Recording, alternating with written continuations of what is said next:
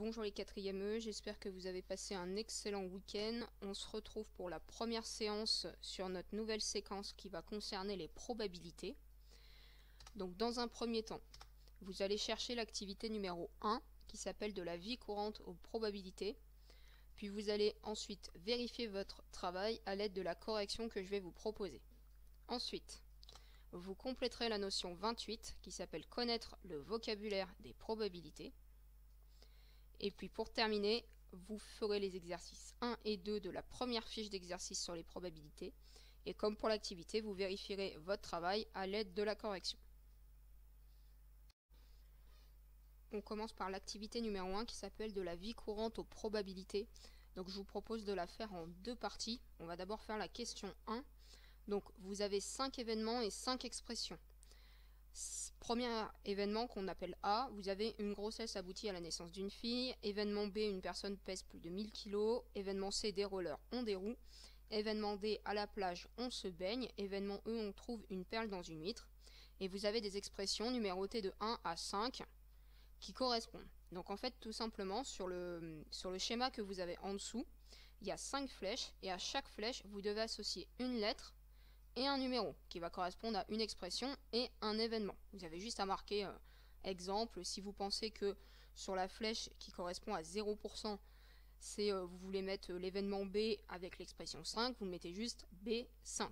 Donc à chaque fois il y a un événement, une expression, il n'y a pas de piège, hein, tous les événements vont sur une flèche et toutes les expressions vont aussi sur une flèche. Dès que vous avez terminé, vous remettez la vidéo en mode lecture pour avoir la correction.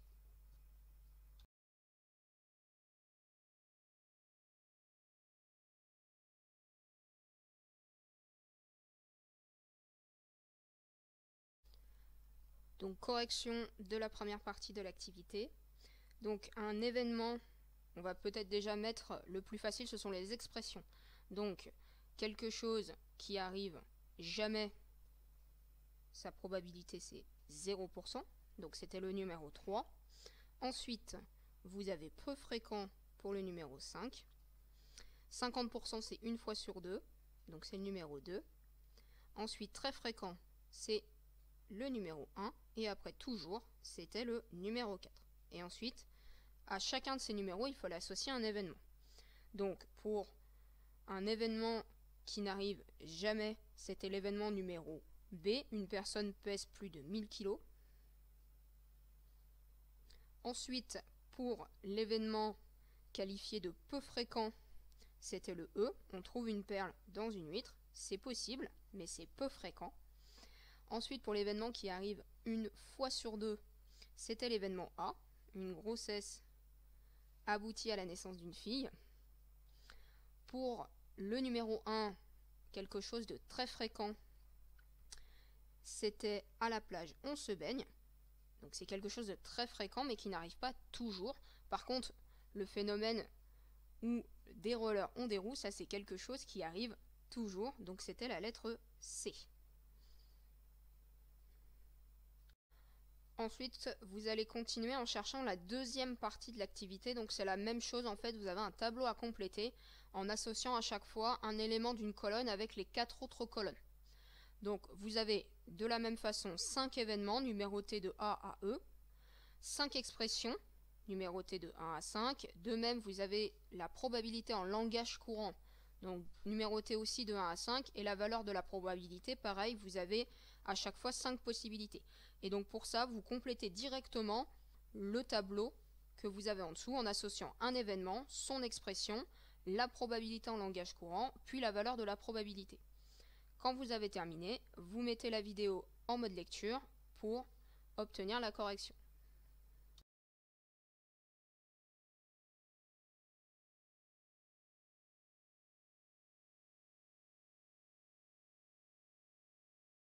Donc correction de la deuxième partie de l'activité. Donc sur la première ligne, on a la valeur de la probabilité qui vaut 0,5. Donc 0,5, en langage courant, ça correspond à une chance sur 2. En expression, il fallait choisir dans 50% des cas, donc c'était le numéro 4. Et l'événement qui correspondait, c'était on obtient face en lançant une pièce. Donc quand on lance une pièce, obtenir face, la probabilité c'est 1 sur 2 ou 0,5. On passe sur la deuxième ligne où cette fois-ci on nous donnait la probabilité en langage courant qui correspondait à 10 chances sur 13. Donc là c'était un peu plus compliqué, donc 10 chances sur 13, si vous utilisez votre calculatrice, vous obtenez environ 0,77. L'expression donc 0,77 c'est quelque chose qui est très probable, d'accord, c'est très proche de 1, on s'approche de 1. Et l'événement qui correspondait, c'était l'événement D. On obtient une consonne en tirant au hasard une lettre de l'alphabet. Ensuite, pour l'événement E, sur la troisième ligne, vous avez un gagnant au loto à jouer au loto. Donc ça, c'était le numéro 2, c'est ce qu'on appelle un événement certain, c'est-à-dire que quelqu'un qui a gagné au loto, forcément c'est qu'il a joué au loto, donc c'est un événement certain. Forcément, la probabilité en langage courant était toutes les chances, donc c'est le numéro 4 en chiffre romain, et correspondait à une valeur de la probabilité 1. Pour la quatrième ligne, on nous donnait le numéro de l'expression qui était 3 et qui correspond à peu probable. Donc peu probable, de toute façon dans la colonne valeur de la probabilité on n'a plus le choix. C'était 0,125. Effectivement, 0,125, c'est plus près de 0. En probabilité en langage courant, ça correspondait au 3, une chance sur 8, et qui correspondait à l'événement C. On obtient un as en tirant une carte au hasard dans un jeu de 32 cartes. Donc dans un jeu de 32 cartes, vous avez 4 as, un de chaque couleur. Ce qu'on appelle les couleurs, c'est cœur, carreau, trèfle, pique. Donc vous avez 4 chances sur 32 et 4 chances sur 32. On a travaillé il n'y a pas longtemps sur les fractions égales. Je vous rappelle que c'est la même chose que 1/8. On peut multiplier par 4 le numérateur et le dénominateur. Et pour finir la dernière ligne, de toute façon, vous n'aviez plus le choix. Donc cette fois-ci, on avait une valeur de la probabilité qui valait 0. Donc en probabilité en langage courant, c'était forcément le numéro 2, c'est aucune chance. C'est ce qu'on appelle un événement impossible, c'était le numéro 1. Et ça correspondait à l'événement A, obtenir un 7 en lançant un dé cubique. C'est-à-dire que si vous avez un dé cubique numéroté de 1 à 6, il est impossible d'obtenir le numéro 7. Pour la suite de la séance, vous allez reprendre votre cahier de leçons. Et dans les documents que je vous ai distribués avant de partir, vous allez prendre la notion 28, qui fait 2 pages, qui s'appelle « Connaître le vocabulaire des probabilités ». Donc on va la compléter, soit en vous aidant de la vidéo, soit en vous aidant du cahier de texte Pronote. Il y a aussi la leçon en pièce jointe du cahier de texte Pronote. Si dans la vidéo je vais trop vite, vous mettez en mode pause, le temps de bien recopier les parties à compléter. Et on est parti sur une première définition. La définition de ce qu'est une expérience aléatoire. Donc une expérience aléatoire est une expérience dont on ne connaît pas avec certitude le résultat final, mais dont on connaît toutes les issues possibles. Les issues, c'est les résultats possibles. C'est la définition que vous avez juste en dessous. On appelle une issue le résultat d'une expérience aléatoire. Exemple, vous avez un exemple juste en dessous. Si on prend l'événement lancer un dé à 6 faces, numéroté de 1 à 6, un dé classique, vous avez 6 résultats possibles, ce qu'on appelle 6 issues possibles, qui sont avoir le numéro 1, avoir le numéro 2, le numéro 3, 4, 5 et 6. Si on prend un deuxième exemple qui est le lancer d'une pièce, là nous avons que 2 résultats possibles, 2 issues possibles qui sont obtenir pile ou obtenir face. Dernière possibilité, tirer une carte dans un jeu de 32 cartes. Là, cette fois-ci, vous avez 32 issues possibles puisque vous avez 32 cartes différentes dans le jeu. Exemple, parce que là, bien sûr, vous n'avez pas noté les 32 résultats possibles. Donc, l'as de cœur, le roi de cœur, etc., etc. C'est ce qu'on appelle un événement.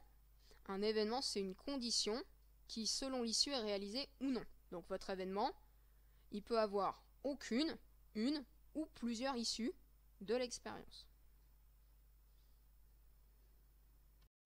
Donc exemple, si on part d'un lancer d'un dé à 6 faces qui n'est pas truqué, si on s'intéresse à l'événement obtenir un nombre compris entre 2 et 4, cet événement-là est réalisé par 3 issues possibles.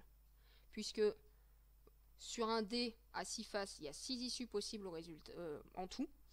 Et obtenir un nombre compris entre 2 et 4, vous avez, qui est réalisé par 3 issues, le 2 est sorti, le 3 est sorti ou le 4 est sorti. Si vous avez l'événement obtenir le 4, là, l'événement n'est réalisé que par une seule issue, c'est-à-dire on obtient le 4.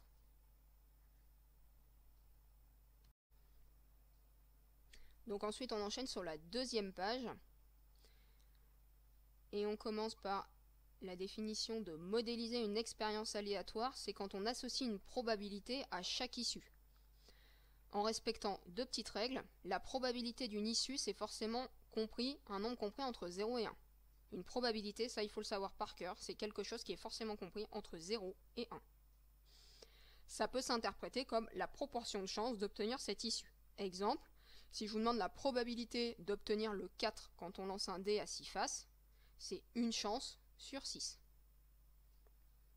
Dernière règle très importante, la somme des probabilités de toutes les issues doit forcément être égale à 1. Quand vous additionnez toutes les probabilités des différentes issues d'une expérience, la somme doit toujours donner 1. En dessous, je vous ai rappelé la petite droite graduée qu'on avait dans l'activité précédente avec l'échelle, on va dire la graduation de toutes les probabilités en commençant par 0, qui est l'événement impossible. Ensuite, on passe à des événements qui sont improbables, peu probables. 0,5 qui représente une chance sur 2. C'est exemple le lancer d'une pièce, obtenir pile ou obtenir face. L'événement ensuite qui va être probable, puis plus on se rapproche de 1 et plus on arrive sur l'événement très probable. Et pour finir, l'événement dont on est sûr qu'il va se réaliser, dont la probabilité vaut 1, c'est l'événement certain. Dernière partie pour aujourd'hui, on va s'intéresser au mot de vocabulaire équiprobable. Alors, il semble compliqué, mais il est très facile à comprendre. On est dans une situation d'équiprobabilité quand tous les événements élémentaires, c'est-à-dire tous les événements qui composent une expérience aléatoire, ont tous la même probabilité d'être réalisés. Exemple, lorsque vous allez lancer un dé à 6 faces, vous avez autant de chances d'obtenir le 1, le 2, le 3, le 4, le 5 ou le 6. Toutes les probabilités valent 1 sur 6. Donc c'est une situation d'équiprobabilité puisque toutes les chances d'obtenir une issue sont les mêmes. Dans ce cas-là, la probabilité de l'issue, elle vaut forcément la fraction 1 sur le nombre total d'issues. C'est-à-dire que si vous êtes dans une expérience aléatoire, je ne sais pas moi, où vous avez 20 issues au total, vous savez que la situation est équiprobable, ça veut dire que chaque probabilité vaudra 1 sur 20. Voilà pour la notion 28 sur le vocabulaire concernant les probabilités.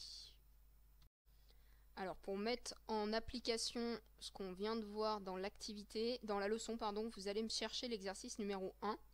Donc tous les exercices sont dans les fiches que je vous ai distribuées avant de partir jeudi. Et vous allez donc chercher le tout premier. Donc on lance un dé truqué à 8 faces et on regarde la face du dessus.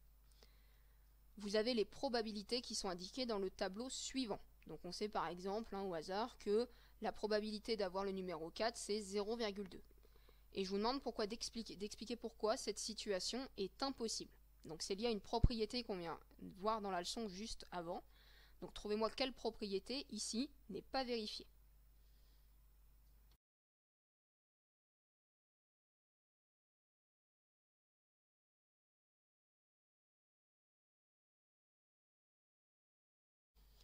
On corrige l'exercice numéro 1. Donc ici, il y a une propriété du cours qui n'est pas respectée. J'espère que vous l'avez trouvée, c'est celle qui concerne la somme des probabilités. Dans la leçon, juste avant, on a vu que la somme des probabilités doit toujours être égale à 1. Et ici, quand vous venez additionner toutes les probabilités, donc 0,1 plus 0,1, 0,2, plus 0,1 plus 0,1. Bien sûr, vous pouviez faire compter le nombre de fois où on avait 0,1. On en a 1, 2, 3, 4, 5. Faire 5 fois 0,1 plus 3 fois 0,2, ça marchait aussi bien sûr. Et en tout cas, vous trouvez 1,1. Et cette situation n'est pas possible puisque comme la somme des probabilités doit toujours valoir 1, ici on a 1,1, donc la situation est impossible. Donc la situation est impossible.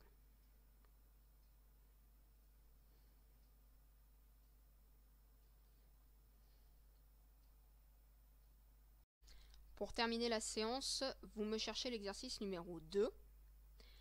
Que signifie la phrase « Les chances de gagner à ce jeu sont de 25% » et parmi les 4 propositions que vous avez en dessous, une seule est correcte. Donc je vous demande de choisir laquelle et de justifier pourquoi celle-ci est la bonne et pas les autres. Allez, quand vous avez terminé, vous mettez la vidéo en mode lecture pour avoir la correction.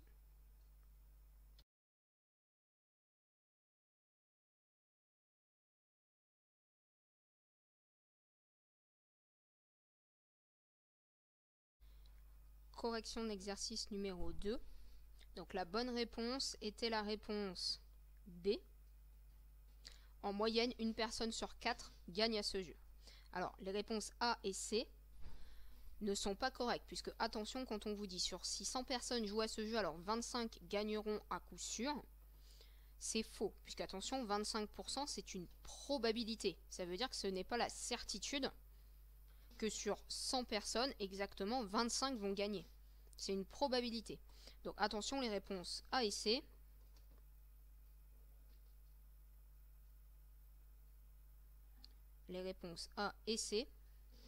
sont fausses.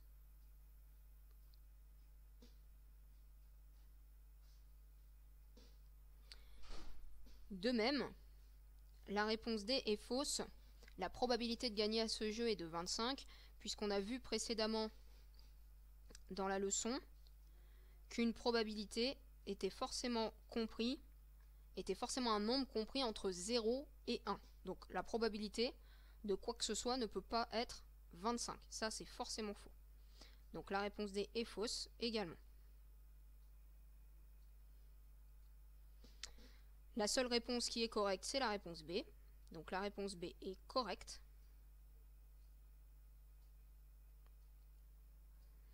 Effectivement, si en moyenne, une personne sur 4 gagne à ce jeu.